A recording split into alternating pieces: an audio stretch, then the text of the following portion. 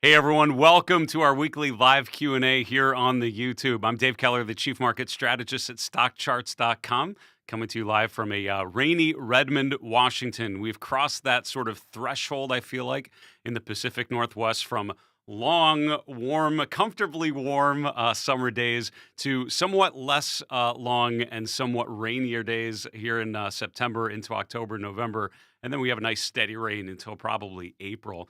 It's interesting the chill that we're just starting to feel in the mornings here for sure in Western Washington. Market's starting to feel as well, right? Since we've done the last live Q&A, we have charts like Apple and Oracle and others to talk about. We have the markets, grappling with additional information, inflation data, etc., and still kind of chopping around.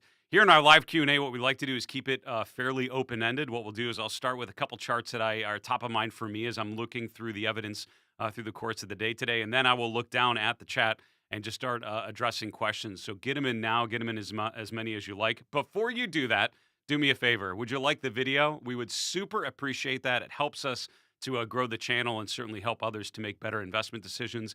If you're not subscribed to our YouTube channel, if you're here, that means you probably should, because our Stock Charts TV channel, with almost 100,000 of your closest Stock Charts friends, a really good way to make sense of these markets. We're filling every trading day with ideas and perspective and insights. And I hope you'll stick around for my show, The Final Bar, and all the other programming on Stock Charts TV every trading day. So as we're getting started here, as I'm thinking about this environment, I'm starting with just looking at the market's reaction to inflation data today. So of course we had the latest CPI reading this morning before the open. The way I would summarize, and I'm sure you've followed the headlines and you've seen it, sort of in line with expectations from the street, but still well above the Fed's stated goal of locking in around a 2% annual gain in inflation. We're about double that now, right over 4%. So we're not there yet. So we have this sort of uncertain feel, this uncomfortable moment where the market is, economic conditions are slowing. The market is recognizing that, as evidenced by the rally in 2023 year to date overall. But that is evidence, I think, of the Fed's actions taking hold, right? The Fed is successfully slowing down the economy by raising interest rates. But it's not done yet, right? The inflation is not down to the level that they stated was their goal. So now what?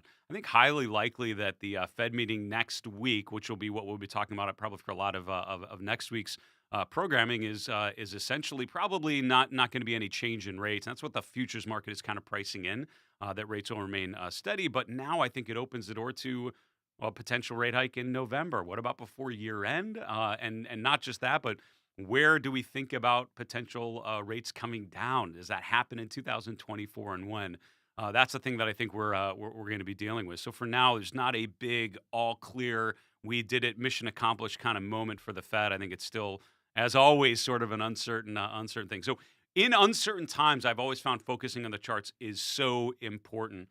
I'll show you a couple more charts here, and then I would encourage you to put a question in the chat now, because I'll start at the top and kind of go from there. So any questions you have on charting, on technical analysis, on current markets, particular tickers or asset classes you want us to review, go ahead. We also have the super chat turned on, so if you want to make sure that we answer your question, do the super chat and it'll pop right to the top, and we will absolutely get to your question.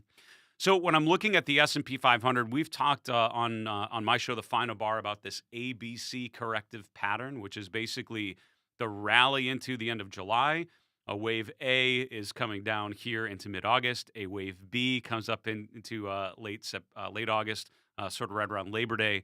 And then we're maybe in this wave C, which would, if it measures in a classic ABC correction, would take us down to around 4,200, 4,250. And what's interesting about that as a downside objective is it would line up with what we call a confluence of support. And that means multiple different technical disciplines all kind of agreeing that a particular level makes sense. So 4,300, that's the high from last August. That's also, a big round number, and the August lows. That's August from last year, and also August from this year, 4,300 or so has been an important level. That would be a trend line from the October 22 and March 23 lows, kind of lines up right around that range. The 200-day moving average, Fibonacci support, all of those things are kind of hitting around that same level. And so, identifying that as a potential downside target makes sense based on the wave structure, but also absolutely based on this confluence of support levels. So that's the first chart that comes to mind as I'm thinking about the current conditions, for now we're sort of languishing around the 50-day moving average. I think it's still an open question. I've heard some say this is a clear, renewed uptrend. We've made a higher low. I'm more in the camp that this is just chopping around during this big wave C. We'll have to see. The RSI, the momentum, is dead even neutral. It's almost exactly at 50, which tells you in absence of momentum, buyers or sellers are basically battling around the same price levels. Maybe one or two other charts, and then we'll get to the questions here. You know what? Again, when I'm looking at this market, I'm struck by charts like Amazon, charts like Alphabet, charts like NVIDIA. And what are the similarities between those three charts? Well, all three of them are going up, right? All three of them have made higher highs in the last couple of weeks. All three of them are above two upward sloping moving averages, although NVIDIA is threatening to break its 50-day. The other two all above the 50 and 200-day moving averages, which are all sloping higher. Those are bullish conditions, right? And the essence of trend following or momentum investing, which we certainly advocate a lot on StockCharts TV, it's based on following trends. So recognizing, the worst thing to do is sell something after it's gone up 20% and leave the next 200% on the table, right? So selling early is painful. If you've ever experienced that, you know exactly what I'm talking about. Something rallies a bit, you sell, and then you just watch from the sidelines as it just keeps going up and up. So the idea of trend following is to stick with trends until the chart tells you something's broken. And when I'm looking at Alphabet and Amazon, I'm seeing just plenty of constructive patterns. With something like NVIDIA, I'm seeing what's called a bearish momentum divergence, right? Higher highs in price as we test 500, lower peaks in momentum. And if you want to know why that is a concerning thing, look back at the chart of Apple in July, right? Where you see June, July, higher highs in price, lower peaks in momentum. This often happens at the end of the move, and then there's that rotation lower. And Apple looking very different, very much diverging from a lot of the other FANG stocks or the Magnificent Seven or whatever you want to call them, in the fact that it's actually broken down, gapped lower, made a lower high, and now rotating lower to test support. So Apple, with this week being a potential catalyst of the new iPhone 15, new AirPod Pros, all of those sorts of things, pretty much chopping around and at the lower end of the range for the last 6 weeks or so. Those are the charts that come to mind as I'm thinking about this current environment. Any questions you have on price, breadth, sentiment, technical indicators, market dynamics, investor psychology, the Browns' dramatic victory over the Cincinnati Bengals on Sunday, all fair game. So put them in the chat now, and I'm going to start getting to the questions. Let's see. How reliable, strong is a bullish signal in a couple sectors if the overall SPY NASDAQ Dow trend is sideways or non-bullish? DMAC 191. That is such a really thoughtful question, and I appreciate you kicking us off with a nice sort of big picture question about investing psychology and really trading psychology and trading dynamics, right? So what's the possibility in stocks that are working and stocks that are not if the market is sideways? And I don't disagree with your assessment that certainly in the last 6 weeks, we're consolidating, right? Look at the chart of the SPY, literally take a step or two back from your monitor and think about what this looks like. We had a big rally from March through July, and from there, we're consolidating. We're making this lower highs, higher lows kind of consolidation pattern. Looks like a pennant pattern, which is basically this consolidation. That usually resolves upwards. But for now, it's telling you that the market is sideways. We're gravitating right to the 50-day moving average. It's in a holding pattern. So what's the opportunity in individual stocks if the markets are going sideways? I would say quite a bit, right? What you have to remember is charts like the SPY and the NASDAQ, the QQQ, and others are dominated by the biggest names. So this one chart of Apple is as big as multiple individual sectors, right? So the entire, and I'm making up these numbers, but I would guess it's probably like the entire utilities, real estate, materials, and maybe 2 or 3 other sectors probably are the weight of Apple when you look at the weighting. That's how big these mega cap stocks are relative to the smallest names and the smallest sectors. That's why we focus so much of our attention on these leading names like Apple and Microsoft and Amazon and NVIDIA. They're so much bigger than other stocks. And so the biggest 10 are about the same weight as the bottom 400 in the S&P 500. That's how big they are. So, you have to remember that when you're looking at the SPY and the NASDAQ, you're really looking at mega cap growth stocks and what they are doing. And the reason why they're sideways is because Apple looks like this, while a chart like Amazon looks like this. And those net out to a market that's sort of sideways. Now, having said that, we did a special last week, Grayson Rose and I, it might have been 2 weeks ago, right around I think we aired it on Labor Day, which was top 10 charts to watch in September 2023. If you didn't watch that, I would go back right after the live Q&A and check that one out because it was a lot of fun. We highlighted 10 individual stocks and ETFs that we thought were actionable opportunities and charts you should certainly follow. Two of those 10, by the way, are a firm, AFRM, which is making a new, yearly high or close to that today, breaking out of resistance. MUSA was another one we talked about, breaking to a new 52-week high today. So the reality is, while we are taught, and I think overall, over the long term, this makes sense, a rising tide lifts all boats, right? Look at the major indexes. A lot of stocks will follow the macro environment. I think this is definitely feeling more like a stock picking environment. I'm able to find a lot of stocks that are breaking out, like MUSA. I'm not struggling to find charts like Paramount Global and Communication Services, which is breaking down through support in the last couple of weeks. So I think there are actionable ideas out there. There's a really good opportunity, by the way, to use the scanning engine on StockCharts and look for stocks making new highs and new lows. I run that scan a couple times a week. It has been super helpful just to find names like a firm that have been sideways and are now starting to break out. So I think it's actually a really good opportunity to focus on charts like energy stocks, like some industrial names, like some financials recently, and others in growth sectors like technology that are starting to do well. It's never a bad time to own good charts, is the way I would describe it. Great question, by the way. AV, let's see. What do you think about EEM and KWEB? Yeah, thanks for asking about some non-U.S. markets to kick us off here. So EEM is an emerging markets ETF. And again, I feel like over time it's become, I remember debating with our emerging markets fund managers at Fidelity a while ago, talking about why we group emerging markets together. And this is when we had the BRICS. That was like, remember that label, which I don't hear very often anymore, because I feel like we've recognized there are obviously four very different economies, right? Brazil, Russia, India, and China. Talk about four very different geopolitical environments, different economic conditions, different market conditions as well.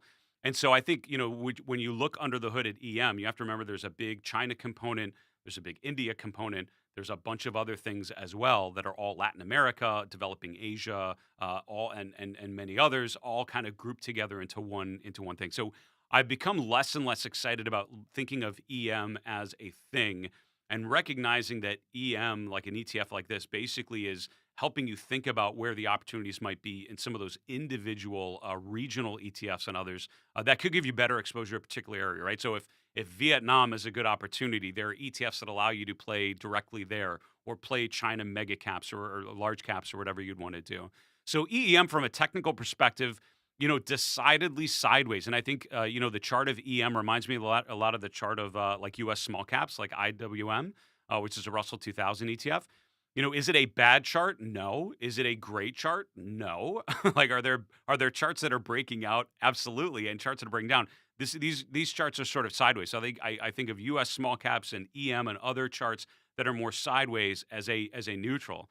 Jesse Livermore famously said there's a time to go long, a time to go short, and a time to go fishing. And I would argue this is one of those latter times where it basically it's not an actionable chart just yet. With U.S. small caps breaking above 200 on the IWM, it's getting above like 2,000 on the Russell 2000. Really interesting chart breaking to new swing highs. With EM, I think we have to get above 42 on EEM before this completes that consolidation phase and rotates higher. Is there an opportunity to bet on mean reversion if you're more of a shorter term investor? I would totally buy into that idea. But as a medium term, longer term play, I think it still has quite a bit to prove. KWEB is this chart, and KWEB is an ETF focused on China. I look a lot more at things like FXI and MCHI or some other China ETFs that I pay attention to. KWEB is in that group that I tend to follow. And again, I would say this is dead neutral, right? If you look at the momentum, look at the RSI, it has kind of been rotating around that 50 level for quite some time. The price is sideways. The moving averages are flat. This is a chart demonstrating an absence of trend, not an actionable trend. So I'm more of I'm more inclined to wait for something to break out, which would tell me to be patient and wait. And I think the most concerning thing on both of those charts that you just asked about, and thanks again for that question, is the fact that the relative strength is going down so much. And that tells you is there are just better opportunities elsewhere. I mean, this is an ETF that's languished in 2023, while most U.S. indexes have been going up quite a bit, even with the recent pullback still outperforming pretty well year to date. Thanks for that question, by the way. Rainer Marks, sorry. How can I bring the Rainier? I have Western Washington on the brain here. How can I bring the red and green color to the RSI indicator you have in your chart? Really good question. Yeah, you're talking about this, right? So let's bring up something maybe a little. Trying to find something that might have a little more. Yeah, so you can see like on a stock. When it's overbought, it's shaded green. When it's oversold, which UNH has not been very often, it's actually shaded red.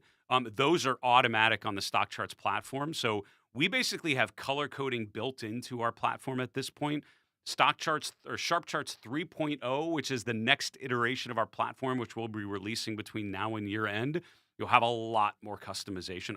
I can't wait for you to have the opportunity. We've done some demos, some tests internally to just see some of the capabilities, and literally our developers are rewriting our charting platform from the beginning. And it's a whole long, painstaking process, but it will be so worth it because eventually it will allow us to do all sorts of cool things. It's far-reaching, allowing you to create custom, tools and visualization. Creating icons and other things based on your own criteria. Creating a dashboard that's based purely on your charts and how you want them to look. I mean, there's a lot of really cool capabilities that I'm very excited that StockCharts will have available. But for now, in our SharpCharts engine, also our advanced charting platform called ACP, if you add the RSI indicator, it automatically will color code those green and red shaded areas, and I find that's pretty helpful. The other thing, by the way, this is one of those tools that I find people don't know about, but Grayson Rose always mentions this one. It's called an auto support and resistance level. What's really cool about this is if you draw it draws a horizontal line. Very simple. If the price is above the line, it's green. If the price is below the line, it's red. This is super helpful if you create a chart list with a bunch of tickers like a watch list or your portfolio and draw levels on there. Maybe that's your stop level. Maybe that is a price objective. And you can just visually flip through each chart one by one and just quickly look, are we above or below this trend line? Is it green or red? That simple exercise to help you focus on what is struggling and what's working and what's not within a group of things that you're paying attention to, I think super valuable. So those are a couple of the ways we can change colors. The RSI, again, as I mentioned, is built into our platform. I hope for you guys to have a lot more capabilities here soon, and you will. We'll get to it. Next question, Ashok asks, what most popular stocks are used to form their products, like TSLY, APLY, NVDY? Are these used to show scooter rankings? For those of us in retirement, are they useful as part of your portfolios? Let's bring these up and see what they are. I'm not super familiar with these. TSO. Oh, yeah, right. I do know these. Yeah, so APLY. These are ETFs that basically develop an income strategy. Uses options, and I'm not super familiar with these. I believe they use protective puts, which is basically or covered calls. It's some strategy where you're basically drawing income to supplement and manage basically the risk profile of the individual stocks. Am I a fan of these? I mean, if you're in retirement, I would much rather be using other vehicles than something like this. I mean, if you look, this is basically trying to turn Apple into an income play and give you the upside of growth, but cushion your downside in the case that Apple goes down and basically force Apple to pay a dividend is kind of what it's doing using options. If I'm looking for income, I would much rather, given where rates are, I would much rather use income generating vehicles in the fixed income markets, although that questionable. Just other sort of income paying stocks that have that built into to the return profile. I would be looking at more value oriented stocks that actually have this built in already than something like this. And also, what you have to remember, any product like this always has a cost. Always has challenges. And the other problem I would have with these is just the low liquidity. And what that means is with some of these, the assets under management are so low. This one's actually pretty decent. But some of these that have less assets under management, the problem is they're not super liquid. So if you would want to trade them, you might have difficulty filling at a particular level. The bid-ask spread can be wider than you might expect with a particular stock. So I'm less keen on these. I'm going to dig in more. I'm going to make a note to do so. I appreciate you asking about it. But for me, I anytime I see something like this where you're creating a product. I would much rather use options on your own where you understand the structure and have control over it, or go to income-oriented stocks that have this as already a feature of their return profile. Great question though. Next question here. Everyone looking at the chart and expecting that wave C down. Market maker is not going to give it to us. It's a bear trap. Where there's a wheel, there's a way. I love your name. You may totally be right. And honestly, I will tell you, having worked with a lot of institutional investors, worked with a lot of financial advisors, and now more and more recently working with individual investors and just trying to understand all the things that, just as I am. You're trying to answer the same questions I am in my own personal portfolios. But drawing on that experience, I find individual investors often think of market makers and the street as this big, evil, scary monster that is trying to ruin you. I would argue that's probably not the case as much as you'd want. I think they are trying to turn a profit and have a decent P&L, but I don't think there's a negativity that a lot of people imply to it. And I often am told the market makers are preventing it from getting to a certain level so you're not filled. I don't think that's the motivation that you think it is, because you have to remember, if you're managing a huge amount of assets, you're competing against others that are also managing a huge amount of assets. That's your peer group. You're not trying to ruin individual investors, and most likely you're trying to benefit individual investors by growing their assets. And I know at a money management firm, that's what our goal really was. So I don't think there's that negativity that you might think. Having said that, I don't think market makers have the control that you think they do about preventing a wave C going down. What you have to remember is market forces are much broader than that.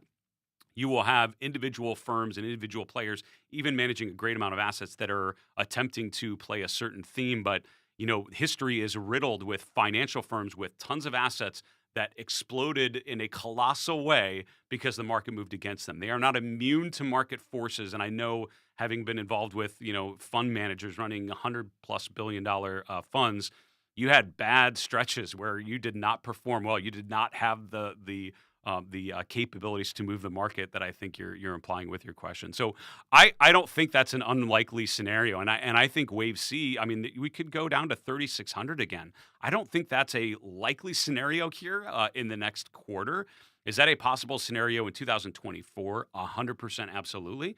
And when I'm thinking longer term, when I'm thinking about what I'm seeing from the Fed and from inflation data, there is this sense that we're kicking the can down the road about a pretty significant recession. What you have to remember is it's not just the Fed able to create this soft landing with minimal downside to economic conditions and the market recovers. The downside risk is it becomes too aggressive and the economy really slows down, and then it's really unstoppable. And slowing down or stopping an economy that is in recession is not as easy as you'd think, as well, as evidenced by market history. So trends persist a lot longer than we often think they will. Sorry, I'll be done with that soapbox. Now, next question. NVIDIA is about to break out as soon as the 50 is broken. Yeah, that's actually, I think that's possible. And I love that question in that it's all about key lines in the sand. A line in the sand for me is a level, a price level, a signal. And when I see a chart like NVIDIA that's trending higher, I am inclined to assume that trend is going to persist until proven otherwise. And I think that's what you have to remember. So think about what's the level, what's the trigger that would tell you NVIDIA is no longer a strong chart. Is it a breakdown through the 50-day moving average? Is it a breakdown below the August low around 400? Is it, what the RSI breaking a certain level? Like what would tell you that this chart is no longer a good chart? I would set an alert on that for that criteria. And on StockCharts, go to a couple places. If you're a member, which you all should be, of course, you go up here to your name and click your alerts, and you can set a couple hundred different alerts to manage. And basically take that criteria and program it, and then don't worry about it, right? Don't think about it, and let the platform text you or email you or pop up on the screen when that happens. For me, NVIDIA above the 50-day moving average is a decent chart, and regardless of how choppy it gets, it's just not broken. It's not that bad. Bent but not broken is still okay. When it starts breaking down through the 50-day, when stocks don't hold their 50-day moving average, that is an automatic red flag for me, at the very least, to revisit the thesis. And I think the concern for me is, as I mentioned, a bearish divergence. We break the 50-day, and all of a sudden that suggests that the weakening momentum is really true, and that's a great representation of an exhaustion of buyers. I think that's the potential downside there. Next question, Nikki P. Curious what your thoughts are on TRP's island reversal from September 5th to September 8th. Let's take a look. Thanks for asking about this one. I'm not sure what ticker that is, though. TRP, sorry. I just have the wrong ticker. Yeah, TCN. I was going to say, I thought that was a pipeline company. Yep. Island reversal from 9.5 to 9.8. You're talking about this down here. Can see on daily, but very easy to see on 30-minute too. Yeah, let's zoom into a little less data. I'm kind of seeing a little too much here. So let's go to 6 months. And we'll look. So TRP, if you're not familiar with this stock, and this is not one that I look at often, but I know just from screening through this, this is a group pipelines. I mean, within the energy sector, it's integrated, it's E&P stocks that have shown some strength here. Some of the pipeline companies still kind of holding steady in a bit of a downturn, or certainly a consolidation phase.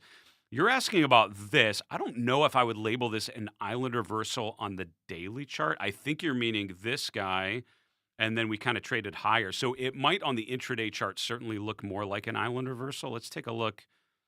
I do dabble in the intraday charts, so let's take a look here, and we'll have to bring in a little more data here. So let's say like 20 days. I'm going to try not to break the StockCharts platform. Yeah, so I think you're talking about like this period right here, right? So sort of the gap lower, we trade around, and then a gap higher. So island reversals for me are much more meaningful if you see it on the daily chart, because that tells you something is really changing, right? That tells you there's a gap. An island reversal is a gap lower. You trade around for a couple days, and then you gap back up, and that's often a bottoming sign for a stock. I don't know if I would label this as an island reversal. I see what you're saying on an intraday chart, but for me, I don't think that is as meaningful as maybe you're suggesting. And I might, and of course I could be wrong.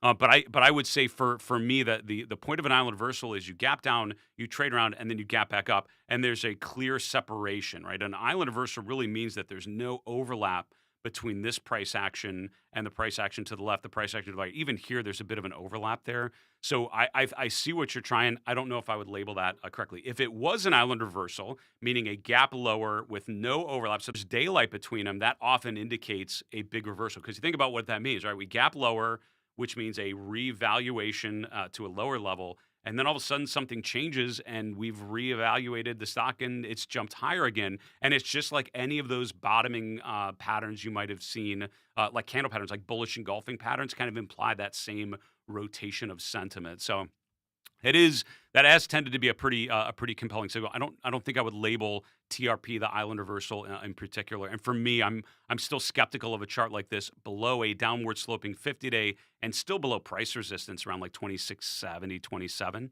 and a break above there is what I would be looking for. Do you agree? Mr. Dev asks, do you agree that BPNYA is bearish? Leading question, my friend, but I will take a look at it here. Let me look at some breadth charts. BPNYA is basically looking at bullish percent indexes. I don't have that one loaded, but I'm going to start with the bullish percent index on the S&P just to reinforce that I love this indicator, and I mainly love it when it's at extremes, right? So I look at this chart and I highlight when it's above 70 or below 30, because in my experience with bullish percent indexes, the real signal is when you become overextended on one side or the other. And particularly when you come out of that oversold region, or when you go below 30 and then come back up, is a classic buy signal in mid-March. When you are above 70 and come down, like we saw in the S&P 500 in early August, that tells you we had become overheated and start to come down. It's a lot like the RSI, a short-term RSI in a stock tells you just the short-term momentum has become excessive on one side or the other. Now, BPNYA does that same thing, but it's for the New York Composite Index, so a bit of a broader universe. So what's interesting about this one is it's actually not near the overbought region. Never really got above 70, and at this point is kind of neutral. Now, some use this indicator and look at whether it's above or below 50%, and the fact that it's below 50% would be a bearish sign. I'm not a big fan of that, and an example of that is here in mid-March, where it kind of goes down below 50%, and that's kind of the bottom, right? That's the buying signal. I've seen that happen, particularly in this sort of environment where mega cap growth stocks have still been dominating returns. If you look year to date, it's all about those biggest names. Weaker breadth like this, the breadth conditions won't trigger, right? When you start to rally, the breadth is often still negative. So I don't find it's as helpful looking around the 50% line. I'm more of a fan of when it's above 70 and below 30 as the actionable signal. So the most recent signal I'm seeing here would be the buy signal from last October, which is pretty good. Other than that, I've not seen any extremes. But I follow the bullish percent index for the S&P and definitely for the NASDAQ 100 way more often. I would encourage you to do the same. Ken Alberts is, hold on, if SPY is a pennant, this will be the last question, guys, where would you calculate the price if it breaks to the upside?